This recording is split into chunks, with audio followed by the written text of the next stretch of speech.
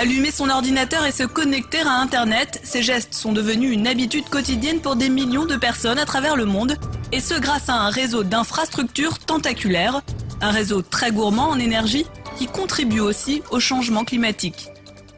S'agissant de l'empreinte carbone de l'informatique au niveau mondial, c'est un chiffre qui est connu maintenant depuis plusieurs années. On estime cette consommation à 2% des émissions de carbone globales. Donc c'est un chiffre relativement important quand même, parce que si on fait une comparaison, ça équivaut aux émissions de carbone de l'aviation au niveau mondial. Les constructeurs informatiques développent donc actuellement des technologies pour tenter d'optimiser la consommation énergétique de ces serveurs informatiques. Les ordinateurs dégagent de l'énergie, donc ils consomment de l'électricité, ils dégagent beaucoup de chaleur. Donc l'objectif, c'est bien évidemment de minimiser le dégagement de chaleur et d'être capable d'évacuer cette chaleur. C'est en effet sur le système de refroidissement de ces centres de calcul que se penchent aujourd'hui les ingénieurs pour en améliorer l'efficacité énergétique. Ces ordinateurs vont être capables finalement d'évacuer leur chaleur, notamment avec de l'eau. Donc plutôt que de les refroidir avec de l'air, on va les refroidir avec de l'eau, qui est quelque chose qui est connu. On va être capable de mettre cette eau au niveau du processeur, là où la chaleur est produite. Une innovation qui permettra même d'acheminer et de réutiliser cette chaleur pour alimenter le système de chauffage d'un bâtiment.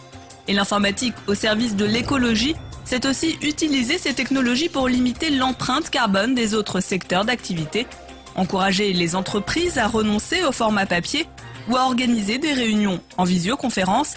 C'était ainsi le but de ce salon sur la dématérialisation qui a attiré de nombreux entrepreneurs à Paris.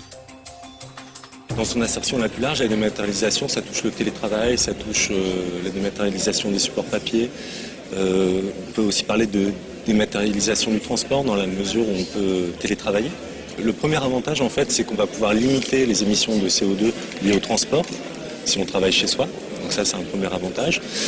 Pour l'environnement, et l'avantage économique pour l'entreprise, c'est bien entendu en fait de faire des économies, puisque plutôt que de payer un aller-retour à son employé entre Paris et New York pour une réunion qui va durer 3 jours, on reste sur place, donc on diminue les frais, on diminue l'empreinte carbone. Les nouvelles technologies sont en effet au cœur de la lutte contre le réchauffement climatique et elles peuvent apporter des solutions pour faire face aux défis énergétiques du 21e siècle.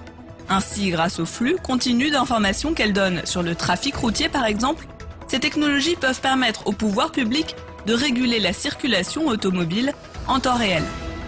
En partant de ce principe-là, on a travaillé par exemple avec la ville de Stockholm pour regarder finalement comment lier le transport public, les véhicules, avoir un système de péage dans les villes, un système de péage qui est entre 1 et 3 euros et qui a permis par exemple à Stockholm de réduire considérablement la circulation des automobiles, puisqu'on a fait moins 25% du jour au lendemain avec ce péage de circulation automobile. On a augmenté de 40 000 usagers en transport urbain. Il s'agit donc d'utiliser des systèmes d'information pour accompagner le développement durable. Et si ces technologies vertes séduisent de plus en plus dans les pays développés, il reste encore à les disséminer à l'échelle mondiale. C'est pourquoi de nombreux experts souhaitent les voir figurer dans l'accord qui sera négocié lors du sommet.